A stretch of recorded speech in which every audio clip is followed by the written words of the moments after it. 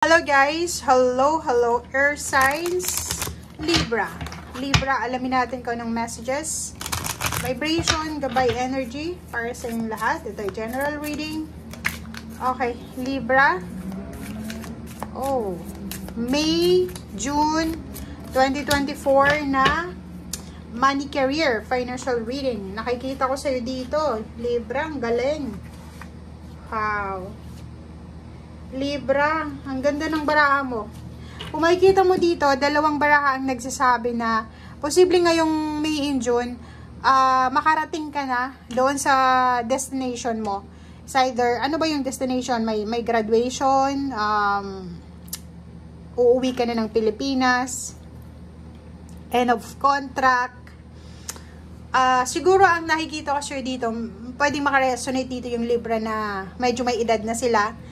Malapit ng mag-senior citizen siguro or medyo may edad na kailangan nilang magpahinga sa probinsya or nakapag-desisyon na siguro silang since tapos na yung mga anak nila sa pag-aaral, magpahinga sila sa trabaho. Parang ganun. So nakikita ko sa'yo dito na you're reaching your destination. Kung saan ka talaga nakadestined na lugar, ay posibleng nandun ka ngayong buwan ng Mayo or Hunyo. So yun, nakikita ko sa'yo dito na may balak yung iba sa inyo na since tapos na yung kontrata, makapagpahinga, makapag-relax, detox, or kano pa man. Okay, thank you.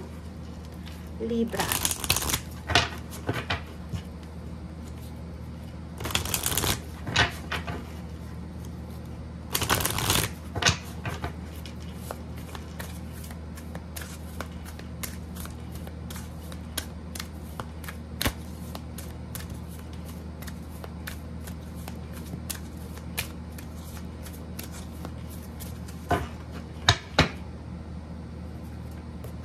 Okay, new beginnings. Wow. Ang galing. Ang galing, Libra. Kasi yung iba sa inyo dito, may posibleng isang positibong endings na gagawin. And may new beginning. So, may magtatapos. May tatapusin kayo eh.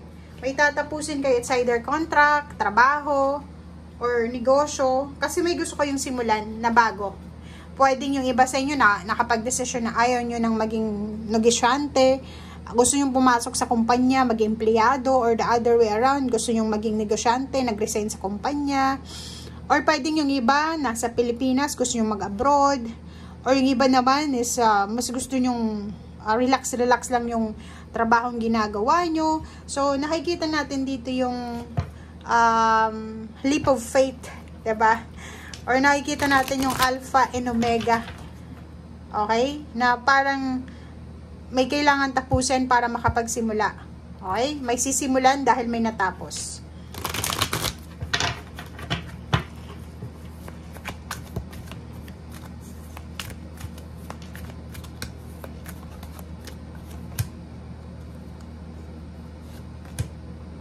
Okay. Yon. Kaso lang, ang nakikita ko sir dito, meron confusion, 'di ba? May gusto kang tapusin para makapagsimula. Kaso lang, medyo confused ka. Hindi ka makapagdesisyon. Hindi mo alam kung tama itong decision making mo or mali siya. Okay? So, sinasabi ng Barasio dito na kailangan mong mag-isip. Kailangan mong isiping mabuti kung eto bang gagawin mo na pagsisimula or eto bang tatapusin mo na financial issue sa buhay mo, makakabuti ba to sa'yo? So, nandito yung 34/7, sinasabi ng baraha sa'yo na hindi lang financial ang magbabago sa buhay mo or sisimulan mo ng pagbabago, kundi yung emotional, personal, happiness and healing. So yun, nakikita ko sir dito na parang may Librang pagod na sila sa trabaho nila, so gusto nilang makapag-relax or gusto nilang magkaroon ng new beginnings or bago, parang ganun. Parang iniisip nila wala tapos na yung kontrata, makapag-refresh man lang, makapagbakasyon. Comment down below guys if you're resonated.